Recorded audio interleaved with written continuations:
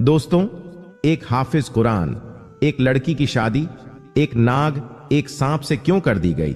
आखिर इसके पीछे क्या वजह बनी? और फिर शादी की पहली ही रात उसे सांप ने उसे हाफिज कुरान लड़की के साथ जो कुछ भी किया, उसे सुनकर आपके रोंगटे खड़े हो जाएंगे। यह वाक्य बहुत ही दिलचस्प और सबकमोस है, इसीलिए गुजारिश करेंगे कि इस आखिर तक जरूर सुनेगा। पुराने वक्त की बात है कि एक जगह पर एक रईस आदमी रहता था। वह आदमी नेक और रहम दिल का मालिक था। उसके पास किसी चीज की कमी नहीं थी। उसके पास खूब दौलत, घर जायदाद, बंगले और बहुत से नौकर जाकर थे। इसी वजह से यह अपने इलाके में हुकूमत भी करता था। बस इसके पास एक एक औलाद की कमी थी। उसने औलाद की वजह से 3 शादियां की, मगर उसकी तीनों बीवियों में से कोई औलाद ना हुई। वह अक्सर सोचा करता था कि मेरे मरने के बाद मेरे दुश्मन मेरी बीवियों के साथ और मेरी जायदाद के साथ आखिर क्या सलूक करेंगे, और मेरे इलाके की हुकूमत कौन संभालेगा। यह सब वह सोचता तो बहुत परेशान हो जाता। उस इलाके का बच्चा बच्चा जानता था कि वह रईस आदमी अपनी औलाद के लिए बहुत बहुत ज्यादा तड़पता है। वह फकीरों और दरवेश के पास भी जाता है। बड़े बड़े बुजुर्गों के दरबार पर जाकर चादर चढ़ाता है। मस्जिद में झाड़ू पोछा करता है। खुद अपने हाथों से सब कुछ करता था। ऐसे बहुत सारे काम हैं जिनको वह कर चुका था, मगर कहीं से भी उसके दिल की कली ना खिली। उसी इलाके में एक नजूमी था जिसका नाम बरकत था। वह अपने फन में बहुत ही चालाक और मशहूर था, लेकिन वह किस्मत का मारा था। हर वक्त उसके पास पैसे की कमी होती थी। फिर एक दिन उसको एक तरकीब सूझी। वह नए कपड़े पहनकर रईस आदमी की खिदमत में हाजिर हुआ और आकर कहने लगा कि देखिए सरकार, मैंने अपने नजूमी के इल्म से पता लगाया है कि अगर आप 18 साल की लड़की से शादी करेंगे तो उसके बदन से जरूर आपको औलाद होगी। रईस आदमी ने नजूमी से पूछा कि आखिर वह लड़की कौन है और कहां रहती है। नजूमी ने बता कि 7 वाले इलाके में एक बेवा बुढ़िया रहती है। उसकी एक ही बेटी है। वह बहुत खूबसूरत और हसीन जमील है और बहुत ही होशियार है। वह कहने लगा कि चलो, जहां मैंने 3 शादियां की हैं तो एक और कर लेता हूं। मेरे पास कौन सा पैसे की कमी है, बस कमी है तो एक औलाद की है। हो सकता है इस नजूमी की बात सच हो जाए और मेरी जायदाद का कोई वारिस मिल जाए। फिर उस रईस आदमी ने उस नजूमी को एक मोतियों की माला दी और कहने लगा कि अगर मेरी चौथी बीवी से मुझे अल्लाह ने औलाद की नेमत से नवाजा तो मैं तुम्हें माला माल कर दूंगा। अगर यह सब कुछ झूठ हुआ तो मैं तुम्हारी खाल खिंचवा कर चील और कव को खिला दूंगा। नजूमी कहने लगा कि सरकार, मेरी जान तो आपके लिए हर वक्त हाजिर है, लेकिन आप मुझ पर यकीन रखें, मेरी बताई हुई बात कभी किसी ने आज तक गलत साबित नहीं कर पाया। आप एक बार उस बुढ़िया की बेटी से शादी करके मेरी बात को आजमा लीजिए। उस नजूमी बरकत ने यह सारी बातें रईस आदमी को बेवकूफ बनाने के लिए कही थी, क्योंकि नजूमी तो बहुत गरीब और बुरे हालातों का मारा था। उसको अपनी जरूरत पूरी करने के लिए पैसों की जरूरत थी, क्योंकि उस नजूमी की वह बुढ़िया बहन थी, वह बहुत ही गरीब थी। उस बूढ़ी औरत की एक ही बेटी जो कि बहुत ही खूबसूरत थी। उस नजूमी ने यह सोचा कि मैं अपनी भांजी की शादी रईस आदमी से करवाकर उसकी जायदाद का मालिक बना दूंगा और फिर उससे मुझे भी रकम मिलती रहेगी। फिर उस नजूमी ने थोड़े दिन बाद रईस आदमी की शादी अपनी भांजी से करवा दी। फिर उस रईस आदमी ने अपनी बीवी को वह इज्जत बख्शी जो उनके ख्वाबों ख्याल में भी नहीं थी। रईस आदमी की चौथी बीवी का नाम शहनाज था। उसको अपने नजूमी मामा की चालबाजी हो का सब इल्म था, इसलिए शहनाज ने भी अपने रईस शौहर को मालूम ना होने दिया कि वह नजूमी की भांजी है। शहना एक गरीब घर की लड़की थी। उसने कच्चे घर में अपनी परवरिश पाई थी, इसलिए उसको अपने शौहर के महल नुमा घरों को देखने का बहुत शौक था। वह रोज अपने रईस शौहर का एक एक महल देखा करती थी। जब उसने सारे महल देख लिए, उसके शौहर ने अपनी बीवी से कहा कि मेरा एक ऐसा महल है जो आबादी से दूर है, तुमने अभी तक नहीं देखा। वह मेरे बाप दादाओं ने बनाया था। वह बहुत पुराना है। उसको देखने के लिए एकदम से वह मचलने लगी। रईस आदमी कहने लगा कि उस महल में सुबह तो मैं खुद लेकर जाऊंगा। जब सुबह हुई, वह रईस आदमी अपनी बीवी शहनाज को पुराने महल में लेकर गया। वह महल देखने में बहुत पुराना लग रहा था। महल में बहुत बड़े और पुराने दरख्त भी मौजूद थे। उस महल के एक कमरे में तिलावत की आवाज आ रही थी। जब महनाज ने अपने शौहर से पूछा, इस कमरे में कौन तिलावत कर रहा है, तो वह आदमी अपनी बीवी को उसी कमरे में लेकर गया जिसमें एक अल्लाह वाले बुजुर्ग, जो कि बहुत ही नेक थे, वह तिलावत कर रहे थे। उस पूरे महल में वह अल्लाह वाले बुजुर्ग अकेले रहते थे। वह दिन रात अपने अल्लाह की इबादत में मसरूफ रहते थे। वह अल्लाह वाले बुजुर्ग दिन को टहलने के लिए उन पुराने दरख्तों के पास आते और उनके नीचे बैठकर दिन को अल्लाह की इबादत करते। दरख्त देखने में बहुत ही अजीब नजर आते थे। शहनाज ने अपने शौहर से कहने लगी कि यह दरख्त देखने में बहुत ही अजीब नजर आते हैं। क्या इन बुजुर्गों को इन दरख्तों से खौफ नहीं आता? वह रईस आदमी कहने लगा कि वह अल्लाह की इबादत में मसरूफ रहते हैं। जो अल्लाह की इबादत करते हैं और उनके दिल में अल्लाह का नूर मौजूद होता है, और जिनके दिल में अल्लाह मौजूद हो उन्हें किसी कसम का खौफ नहीं होता। उन अल्लाह वाले बुजुर्गों का कहना है कि इन दरख्तों के नीचे सांपों की एक बस्ती है। कई सांप ऐसे हैं जो अल्लाह वाले बुजुर्ग से बातें करते हैं और इंसानी शक्ल इख्तियार करते हैं। शहनाज यह बातें सुनकर थोड़ा डर गई थी। फिर उसके बाद वह अपने घर वापस चली गई। शहनाज की मदद से उसका नजूमी मामू और उसकी बुढ़िया माँ, जो सदियों से गरीबी की जिंदगी जी रहे थे, अब खूब मजे ले रहे थे। उनकी हर रात मजे मस्ती में और दिन ईद की तरह गुजरने लगे।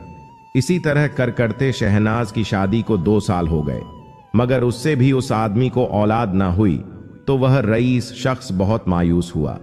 फिर एक दिन रईस आदमी ने गुस्से में आकर उस नजूमी को अपने महल में बुलवाया और कहने लगा कि तुम एक झूठे नजूमी हो, लिहाजा अब तुम सजा के लिए तैयार हो जाओ। वह नजूमी कहने लगा कि सरकार इस नामुराद का सर काटकर आपके कदमों में हाजिर हो। इससे बड़ी खुशी की बात और क्या होगी। लेकिन आप मेरी बात का यकीन करें, मैंने कोई गलत बयान नहीं की थी। आपके खानदान का वारिस आपका चश्मो चिराग इसी साल जरूर होगा। उस आदमी ने एक बार फिर खुश होकर उस नजूमी को मोतियों का हार दिया। वह नजूमी हार लेकर अपनी बुढ़िया बहन के पास गया और जाकर कहने लगा कि तुम थोड़े दिनों में यह मशहूर कर देना कि मेरी बेटी शहनाज रईस आदमी की सबसे छोटी बीवी मां बनने वाली है। वह बुढ़िया कहने लगी कि यह बात मशहूर करना कोई बड़ी बात नहीं है, लेकिन इस झूठी बात को निभाना बहुत मुश्किल है। उसका अंजाम बहुत बुरा होगा। नजूमी कहने लगा, मेरी बहन तुम फिक्र मत करो, आखिर तुम्हारा यह नजूमी भाई किस दिन काम आएगा। आगे मैं सब कुछ संभाल लूंगा। मैं एक ऐसी तदबीर बनाऊंगा कि मैं और तुम बहुत ही ऐशो आराम की जिंदगी बसर करेंगे। फिर नजूमी की बुढ़िया बहन ने चंद दिनों में यह बात मशहूर कर दी कि शहनाज मां बनने वाली है। उस आदमी की सबसे छोटी बीवी इस खानदान को वारिस देने वाली है। उस रईस आदमी ने खुश होकर गरीबो मश्क में बहुत सी चीजें तकसीम की और रईस आदमी ने नजूमी को भी अपने पास बुलाकर बहुत सारे इनाम दिए। नजूमी रईस आदमी से कहने लगा कि सरकार, मुझे आपको एक बात बतानी है। मुझे अपने नजूमी से यह पता चला है कि आपके यहाँ एक खूबसूरत शहजादे की तरह बेटा पैदा होगा। उसकी पैदाइश के 14 साल आप पर बहुत सख्त गुजरेंगे। वह रईस आदमी कहने लगा कि मुझे तुम्हारी बात का मतलब समझ नहीं आया। नजूमी कहने लगा कि आपके खानदान के चश्मो चिराग को अगर उसकी मां और नानी के अलावा किसी और ने देखा तो आपका शहजादा बेटा एक भूत बन जाएगा या वह मर जाएगा। रईस आदमी का खिला हुआ चेहरा एकदम से मुरझा गया। रईस आदमी की आवाज तो एकदम दबकर रह गई थी। वह यह सुनकर बहुत परेशान हो गया। कहने लगा कि सर, क्या यह खुशी की बात नहीं है कि आपके खानदान का वारिस पैदा हो रहा है? अगर आपको उसको ना देखेंगे तो इसमें कोई बड़ी बात नहीं। जब वह 14 साल का हो जाएगा तो आप उसकी शादी कर दें, लेकिन आप उसकी बारात पर शरीक ना होना। जब वह शादी करके अपनी दुल्हन लेकर घर में वापस आए तो आप अपने बेटे और बहू की सूरत एक साथ देख लीजिएगा। उस नजूमी की यह सारी बातें सुनकर वह रईस आदमी बुत बनकर खड़ा यह सोच रहा था कि पहले तो अल्लाह ताला ने कई साल तक उसे औलाद की नेमत से महरूम रखा, और जब औलाद की खुशी मिली तो इतनी सख्त पाबंदी लगा दी। दिन रात बेचैनी बेकरारी में गुजरते रहे। फिर रईस आदमी ने अपने नौकरों को हुक्म दिया कि आबादी से दूर एक खूबसूरत आलीशान महल तैयार करवाया जाए और उस महल के चारों तरफ एक बहुत ही खूबसूरत बाग बना दिया जाए ताकि उनके वारिस की परवरिश अच्छे से हो सके। थोड़े ही दिनों में एक खूबसूरत महल बनकर तैयार हो गया। जब बच्चा पैदा होने के दिन करीब आए, रईस आदमी की बीवी शहनाज को उस महल में पहुंचा दिया गया। उसे शहनाज की देखभाल के लिए, उसकी हिफाजत के लिए उसकी बूढ़ी मां को मुकर्रर कर दिया गया ताकि किसी गैर औरत की नजर बच्चे पर ना पड़ सके। जब दिन पूरे हो गए तो नजूमी की बहन ने अपने भाई से मशवरा किया। उन दोनों बहन भाइयों ने मिलकर एक नौकर के जरिए रईस आदमी को बेटा पैदा होने की इत्तला दी। उस रईस आदमी की खुशी की इंतहा ना रही। उसने अपने सारे मुल्क में इत्तला दी गई कि हर घर में जश्न मनाया जाए। इस मुल्क के हर इलाके का हर आदमी बहुत खुश था। रईस आदमी ने अपने इलाके में बहुत सी मिठाई तकसीम की, खेल तमाशे किए गए और उन अल्लाह वाले को बुलाकर अपने बेटे की उम्र दराज के लिए बहुत सी दुआएं की गई। कई रोज तक मिस्कीन गागों को खाना खिलाया गया। बहुत सारे लोगों की जरूरतें पूरी की गई। कैदियों को रिहा कर दिया गया और ओहदेदार के ओहदे बढ़ाकर मजीद तरक्की बढ़ा दी गई। नजूमी यह सब देखकर अपनी चालबाजी और चालाकी पर बड़ा फख्र महसूस कर रहा था कि मैंने कितनी आसानी से इस मुल्क के रईस इस आदमी को बेवकूफ बना दिया। फिर अपनी बहन और भांजी से कहने लगा कि तुम लोग 14 साल तक खूब ऐश की जिंदगी गुजारो। उसके बाद अगर यह रईस आदमी जिंदा रहा तो फिर मैं कोई नई चाल चलूंगा। नजूमी वैसे तो अपनी भांजी शहनाज से कुछ ना कुछ लेता रहता था। अगर उसको कुछ खास चीज की जरूरत होती तो वह शहनाज से कहकर रईस आदमी से मंगवा लेता।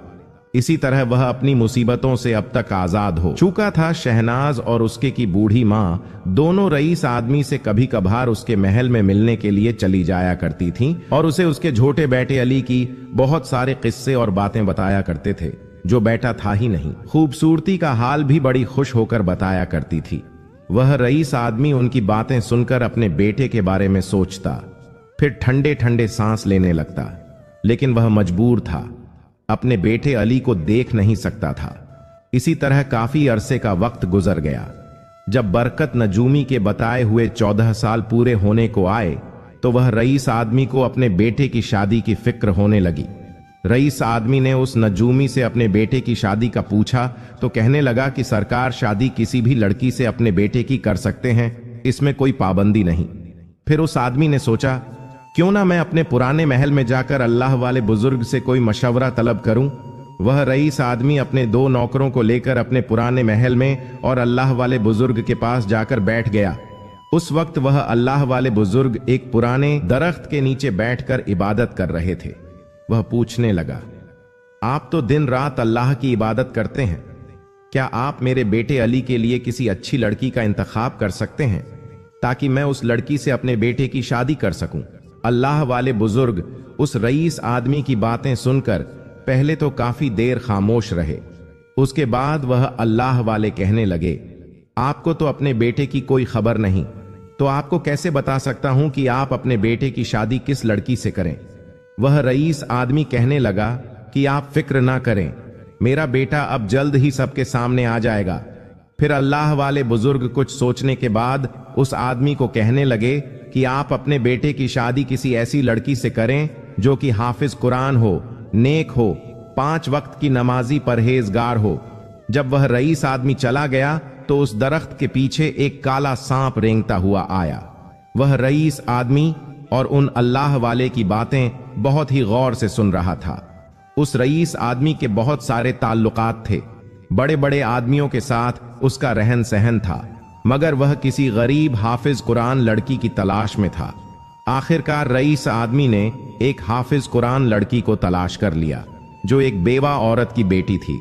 उसके साथ अपने बेटे का रिश्ता तय कर लिया और शादी की तारीख उस अब इश्क वक्त तक मुकर्रर की गई जब तक रईस बेटे के बारात इस हाफिज कुरान लड़की के दरवाजे पर पहुंच जाए, क्योंकि अली को देखने की इजाजत किसी को भी नहीं थी।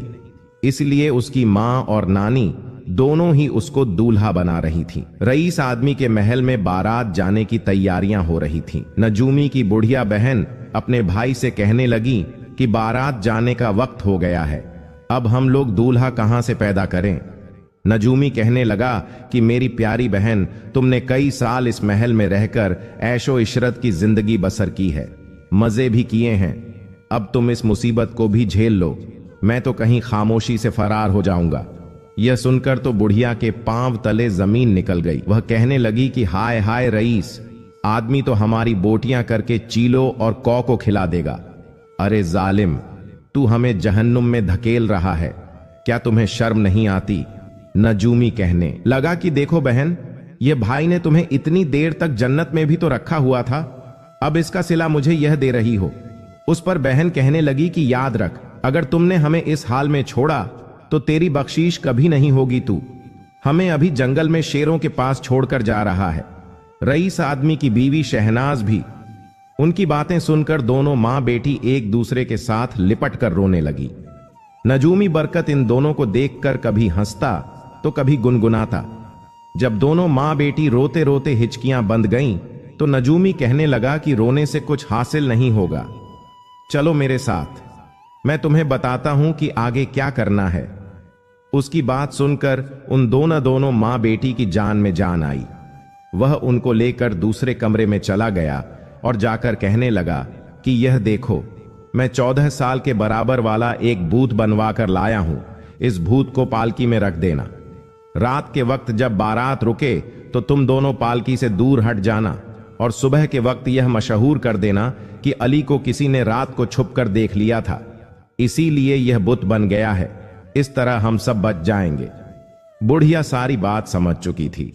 फिर उसने खुशी खुशी उस बुत को शादी का जोड़ा पहनाया, बनाव श्रृंगार किया, फूलों का हार डाला, पालकी में एक जगह बिठाकर खुद भी पालकी में बैठ गई और पालकी के पर्दे उठाकर नौकरों को आवाज दी, पालकी उठाकर बाहर ले जाए। बाहर बड़े धूमधाम से आतिशबाजी हो रही थी। इस आतिशबाजी को देखकर 2 सांप बाहर आए और उनके पीछे चल रहे थे। पीछे बड़े बड़े हाथियों के ऊपर फौज और सिपाही बैठे हुए थे। यह बारात बड़े ही जोश खरोश के साथ चल रही थी। बारात चलते चलते रात को उस जगह पर पहुंच गई जहां पर उन्होंने पहले इंतजाम कर रखा था। यहां सबने बैठकर खाना खाया और खूब मजे लिए।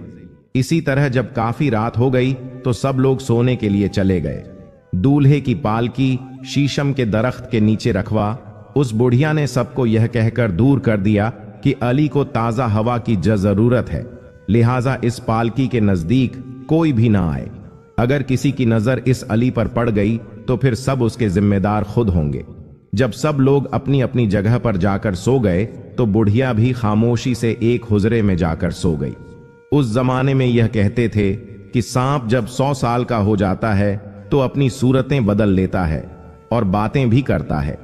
जब 2 सांप पुराने महल से उस बारात के पीछे आए, उस वक्त शीशम के दरख्त के ऊपर बैठे हुए थे और आपस में बातें कर रहे थे। नाग ने नागिन से कहा, क्या तुमने देखी यह बारात? उसने कहा कि हां, मैंने देखी। नाग कहने लगा कि यह बारात नकली है। इस पालकी में जो दूल्हे की जगह एक बुत रखा हुआ है और यह बुढ़िया सुबह होते ही रोना पीटना शुरू कर देगी। उस दूल्हे को किसी ने देख लिया है और यह एक भूत बन गया है। इस तमाम मकरूह फरेब के पीछे एक नजूमी का हाथ है। फिर यह सारे खेल से इनको निजात मिल जाएगी और वह रईस आदमी इस हकीकत को समझेगा और फिर उस रईस आदमी को बहुत सदमा होगा। उस रईस आदमी की जान चली जाएगी। नागिन के कहने लगी, क्या उस रईस आदमी ने अपने बेटे को नहीं देखा? नाग कहने लगा, यही तो इन सब की मक्कारी है। रईस आदमी को इस बात का इल्म ही नहीं कि इसके हाथों कोई बेटा पैदा ही नहीं हुआ, कोई औलाद इसकी है ही नहीं।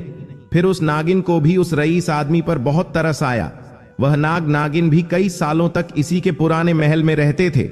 नागिन कहने लगी कि इन मक्कारियों से नहीं किया जा सकता, वह रईस आदमी की जान मुफ्त में चली जाएगी। नाग थोड़ी देर सोचने के बाद बोला, इस आदमी की जान बच सकती है अगर मैं 14 साल का लड़का बनकर इस पालकी में बैठ जाऊं। नागिन कहने लगी कि बुढ़िया जब तुम्हें देखेगी तो अली कैसे मानेगी कि नाग कहने लगा, बुढ़िया तो पहले ही बहुत सारी मक्कारी फैला रही है।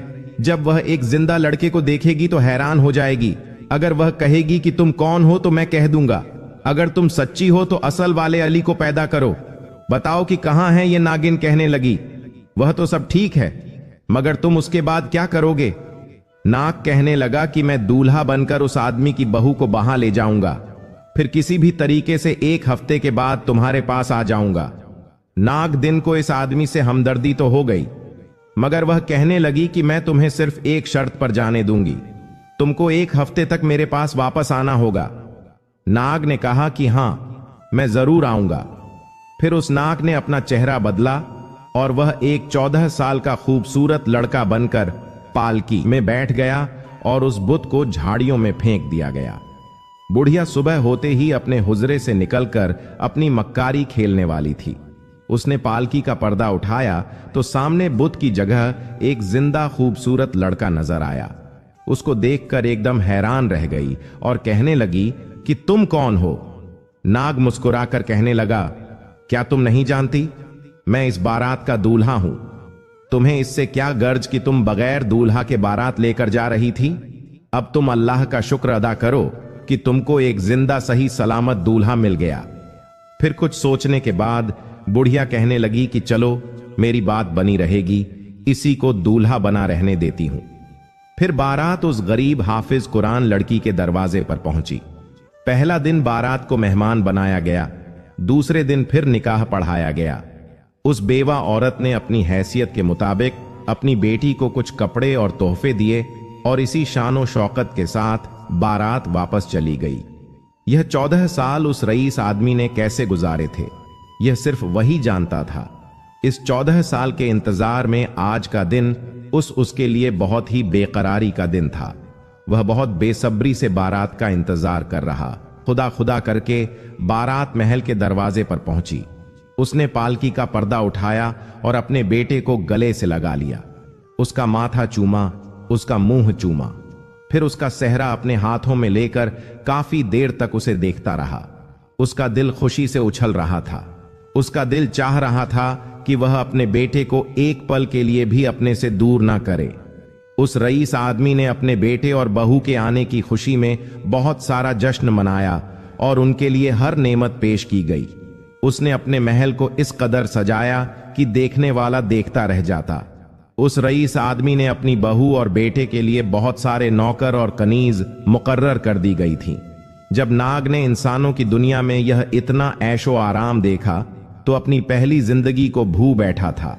जब उसको अपनी नागिन का ख्याल आता तो फिर यह सोचकर झटक देता कि वह किसी ना किसी तरीके से अपने दिन गुजार ही लेगी।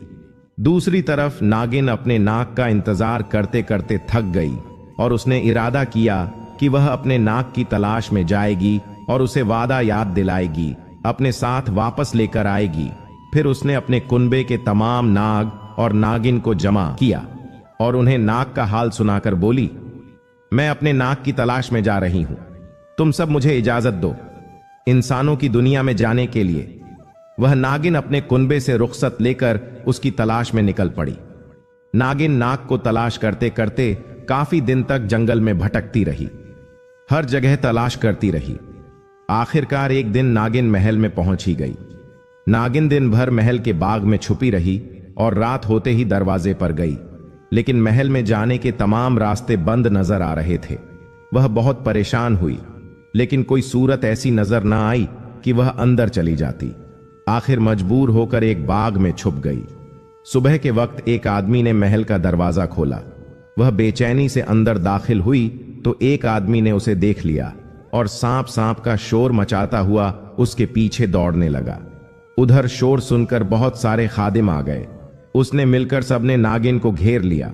नागिन को बहुत गुस्सा आया और उसने 2 खादिम को 10 लिया, लेकिन तन्हा इतने खादिम का मुकाबला कैसे करती।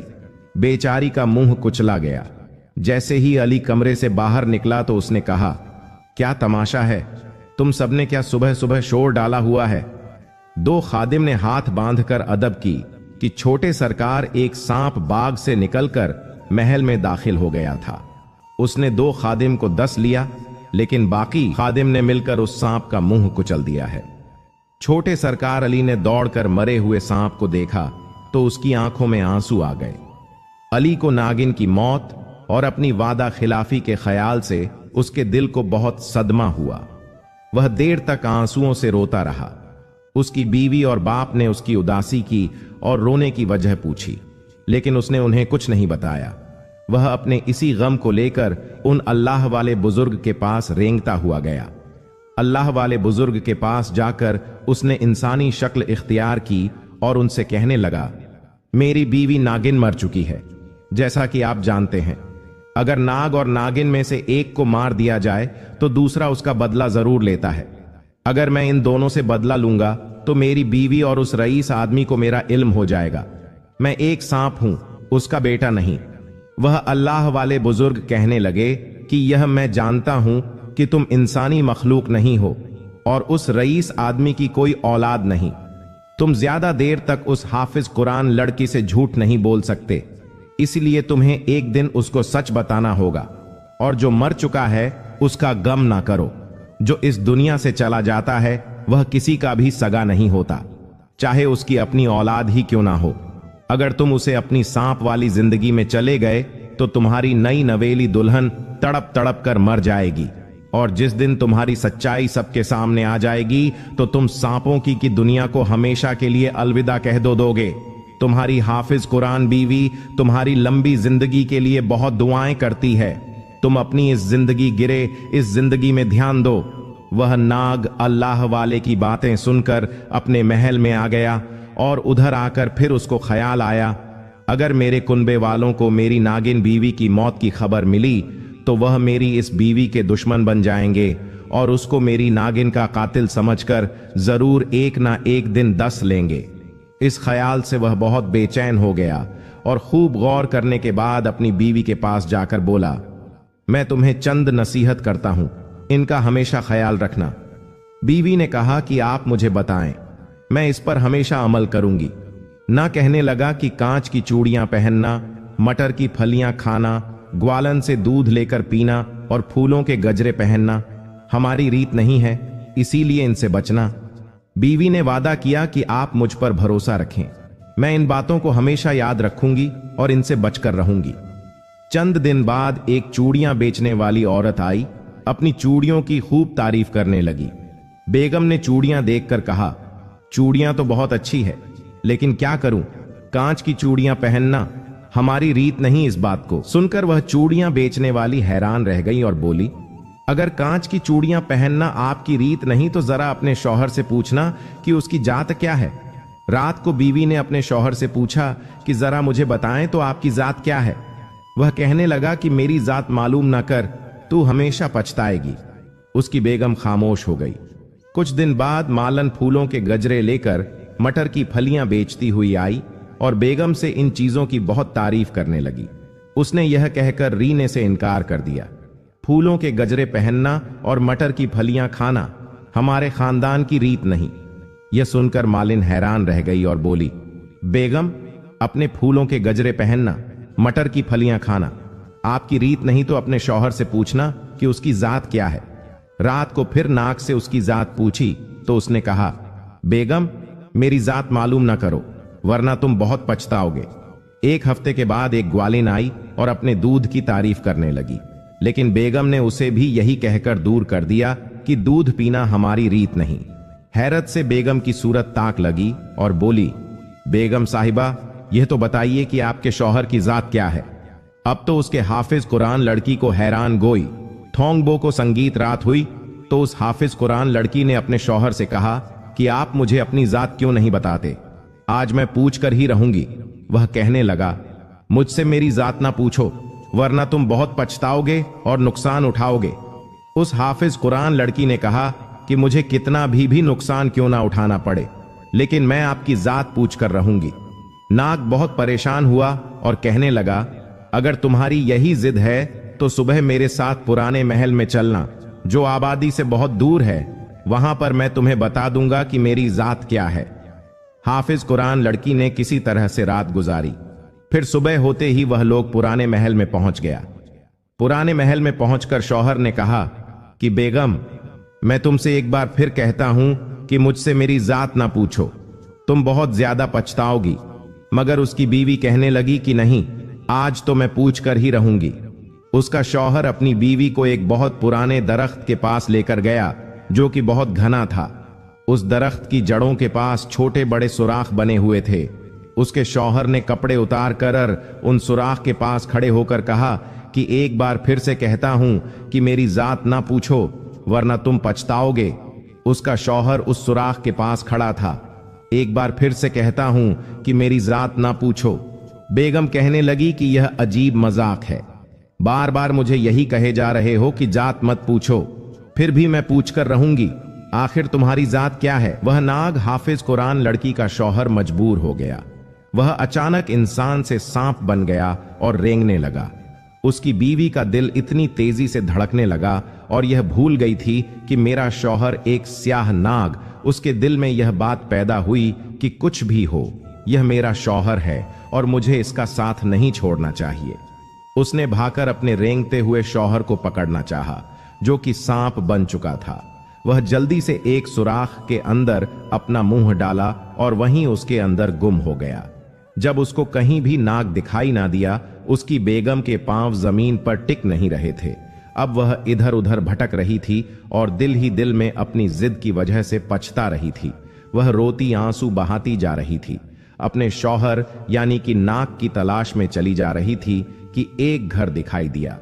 वह उस घर में दाखिल हो गई। यह घर ज्यादा बड़ा नहीं था। वह जल्दी से तय करने के बाद दूसरी तरफ पहुंच गई।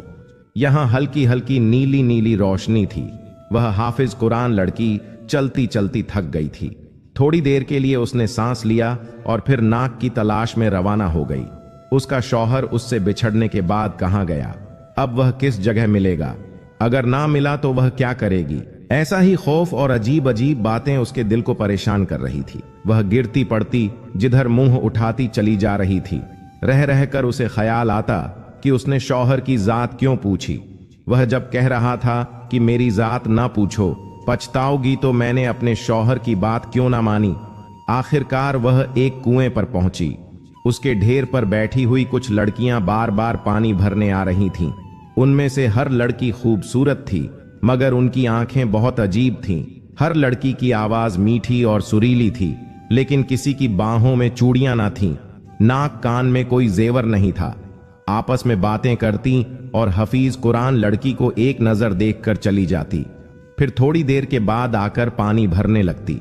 आखिर उस हाफिज कुरान लड़की ने पूछा कि तुम इतना पानी कहां लेकर जा रही हो? वह लड़की ने जवाब दिया कि हमारे मामू इंसान बनकर इंसानों में रहने चले गए थे। दिनों के बाद वापस आए हैं तो उनके जिस्म से इंसानों की बू आ रही है, इसलिए हम सब मिलकर उन्हें खूब मलमलक नहला रहे हैं। इस बात को सुनकर हाफिज कुरान लड़की को यकीन हो गया कि लड़की का मामू ही उसका शौहर है।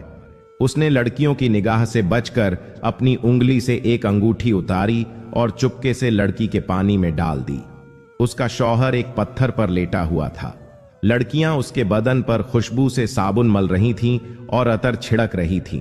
कुछ लड़के हथेलियों से बदन को मल रहे थे और पानी ले जाने वाली लड़कियां बारी बारी उस पर पानी डाल रही थी। जब नाक की भांजी ने अपने मटके का पानी उस पर डाला तो उसे हाफिज कुरान लड़की की अंगूठी पत्थर के सामने गिर पड़ी। वह उस अंगूठी को देखते ही पहचान गया कि यह अंगूठी उसकी बीवी की है। उसने अपनी भांजी से पूछा कि यह तुम्हारे मटके में अंगूठी कहां से आ गई?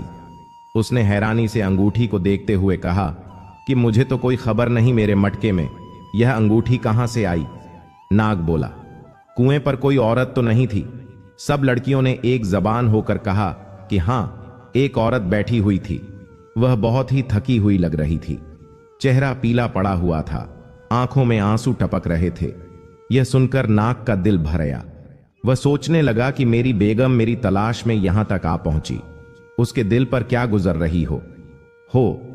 फिर उसके दिल ने कहा कि बेगम तो तेरी जात मालूम हो गई है, लेकिन फिर भी वह तेरी तलाश में है।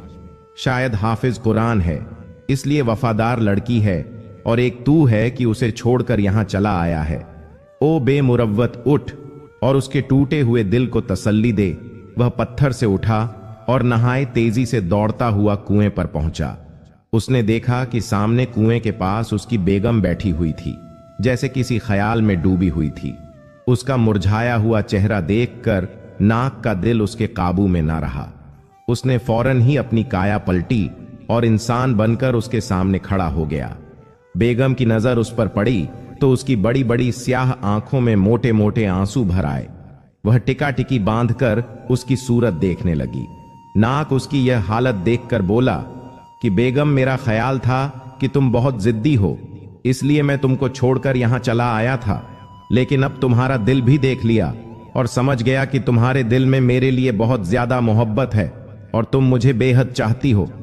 बेगम प्यासी नजरों से उसे तकती रही, होठों को मामूली सी हरकत दी, लेकिन जबान से कोई बात ना निकली। आखिर शौहर ने आगे बढ़कर उसके शाने पकड़े और कहा कि उठो बेगम, मेरे साथ मेरे कुनबेवा के पास चलो और तुम्हारा हाल सुनाऊंगा। मुमकिन है कि उन्हें तरस आ जाएगा और मुझे तुम्हारे साथ जाने की इजाजत दे देंगे। उस हाफिज कुरान लड़की के खुश्क होठों पर मुस्कुराहट की एक लहर दौड़ गई। उसकी बेगम ने एक बार फिर अपनी जान के बारे में नहीं सोचा। मेरे शौहर के कुनबे वाले कहीं मुझे दस ना ले, क्योंकि वह जानती थी कि उसका शौहर उसके साथ है और वह शौहर का हाथ पकड़कर उसके साथ रवाना हुई। रास्ते में शौहर ने अपनी सारी कहानी बयान की और उसे बताया कि एक बरकत नजूमी है, किस तरह उसने उस रईस आदमी को बेवकूफ बनाया और नकली बारात जंगल में डेरा डाला तो वह सांप से अली बनकर पालकी में बैठ गया था, और जब मेरी नागिन महल में गई तो खादिम ने उसे हलाक कर डाला, उसे जान से मार डाला। उस वक्त मेरे रोने का सबब यही था और उसके शौहर ने कहा कि महल में जो ग्वालन और मालिन आई थी उसके कुनबे की नागिन थी। तुमको उनसे बचाने की गरज से इन चीजों को खरीदने से मना किया गया था।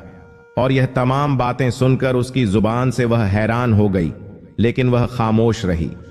वह नाग अपनी बीवी को लेकर अपने कुनबे में पहुंचा और सबको मुखातिब करते हुए कहा, इस औरत से जब मैंने शादी की थी तो इसे यह मालूम नहीं था कि मैं एक सांप हूं, और बाद में जब इसको पता चला कि मैं इंसान नहीं बल्कि सांप हूं, तब भी यह मुझे पहले की तरह चाहती है और मेरी तलाश में यहां तक चली आई है। अगर आप सब मुझे इसके साथ रहने की इजाजत दे दें तो मैं इसके साथ चला जाऊं। उसके शौहर ने यह भी कहा कि मेरी नागिन तो मर चुकी है, इसलिए तन्हा रहना मेरे लिए वैसे भी मुश्किल है। मैं इंसानों में गया हूं तो मुझे मालूम हुआ यह तो इंसान भी वफादार होते हैं, जैसे कि हमारे कुनबे में आप सब लोग जानते हैं। पुराने महल के बाहर दरख्त के पास एक अल्लाह वाले बुजुर्ग रहते हैं जो हर वक्त अल्लाह की इबादत में लगे लगे रहते हैं। वह भी इंसान है। उन्होंने हमें कई बार देखा मगर हमें कोई तकलीफ नहीं दी, और उन्होंने मुझे बताया था कि अगर तुम्हारी शादी हाफिज कुरान लड़की से हो जाए तो तुम हमेशा के लिए इंसानों की दुनिया में रह सकते हो, और मेरी बेगम अल्हम्दुलिल्लाह हाफिज कुरान है। अगर मैं इसके साथ इंसानों की दुनिया में चला जाऊं तो इसकी भी जिंदगी हंसी खुशी के साथ बसर होगी और मुझे भी तन्हाई का यह नहीं होगा।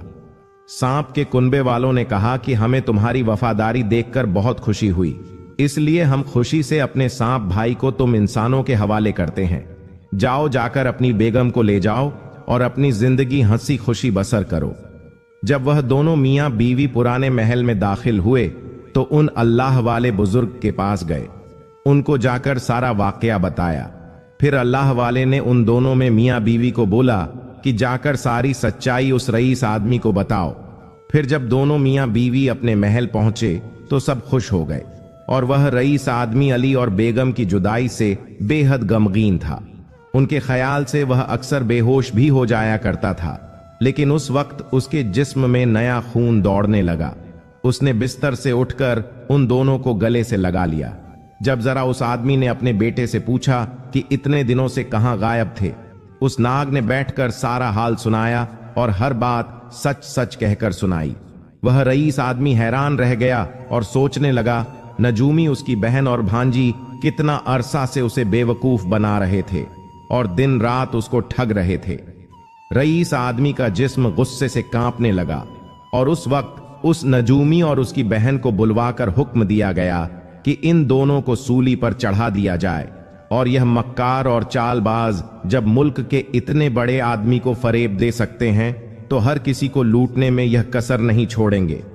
वह दोनों गिड़गिड़ा कर उस आदमी से माफी मांगने लगे, मगर उस आदमी ने उन दोनों की एक ना सुनी, बल्कि अपने नौकरों से कहा कि इन दोनों को फौरन मेरी नजरों से ओझल कर दो। उस वक्त नौकर उन दोनों को खींच कर वहां से ले गए और दूसरे दिन उन दोनों मक्कार को सूली पर चढ़ा दिया गया। फिर उस रईस आदमी ने अपनी बेगम शहनाज को उम्र कैद की सजा सुना दी थी, क्योंकि उसने बीवी होते हुए भी उसको सच नहीं बताया था, बल्कि अपनी मां और मामू का हर कदम में उनका साथ दिया। और सबको सजा देने के बाद वह रईस आदमी बहुत परेशान और गमगीन रहने लगा। नाग, जो कि अली था, समझा कि शायद इसकी वजह से उनकी यह हालत बनी है, इसलिए वह रर आदमी की खिदमत में हाजिर हुआ और कहने लगा, आपको मेरी हकीकत मालूम हो चुकी है, लिहाजा अगर आप इजाजत दें तो मैं अपनी बीवी के साथ कहीं और चला जाऊंगा। रईस आदमी पहले तो उसकी शक्ल देखता रहा, फिर कहने लगा कि तुम इंसान हो या नाग, मुझे इससे कोई वास्ता नहीं। मैंने हमेशा तुम्हें अपना बेटा समझा है और अब भी तुम इसी निगाह से देख रहा हूं। तुमने भी मेरे साथ कभी ऐसी कोई बात नहीं की जिससे मैं यह समझदार कि तुम मेरे बेटे नहीं हो, इसलिए मुझसे तुम्हारी जुदाई अब बर्दाश्त नहीं होगी। वह नाग अली सर झुकाए बैठा हुआ था। रईस आदमी की बातों का बहुत गहरा असर लिया था उस नाग ने, और अपने दिल में कहने लगा कि मैं इस आदमी की दिलो जान से इज्जत करता हूं। फिर वह नाग उस रईस आदमी से कहने लगा कि अब्बा जान, आपकी कोई औलाद नहीं, तो इसमें आपका कोई कसूर नहीं। शायद अल्लाह ने इसीलिए मुझे आपका बेटा बनाया है। इस महल के अलावा बाकी सब लोग तो यही जानते हैं कि मैं तो आपका बेटा ही हूं। यह सुनकर वह रईस आदमी अपनी आंखों में आंसू भरे इस सांप से कहने लगा कि हां बेटा, तुम मेरे बेटे ही हो और मेरे मरने के बाद भी मेरी जायदाद और मेरी मलकी हाट को तुम ही संभालोगे। यह सुनकर वह सांप भी रोने लगा और उठकर उसे आदमी के हाथ चूम और कहा कि अब्बा जान, आज से मैं आपका बेटा और आप मेरे बाप हैं। इसके बाद वह लोग हंसी खुशी अपनी जिंदगी गुजारने लगे। तो देखा दोस्तों, अपने के मोहब्बत में कितनी ताकत होती है। चाहे इंसान हो या जानवर, अगर मोहब्बत से उससे बात की जाए तो वह भी उसका जवाब मोहब्बत से ही देता है। नाज़रीन, आपको ये वीडियो कैसी लगे कमेंट में ज़रूर बताइएगा, और इस वीडियो को शेयर ज़रूर कीजिएगा, लाइक सब्सक्राइब कमेंट ज़रूर कीजिएगा। जब तक के लिए अल्लाह हाफिज़, मिलते हैं अगली वीडियो में।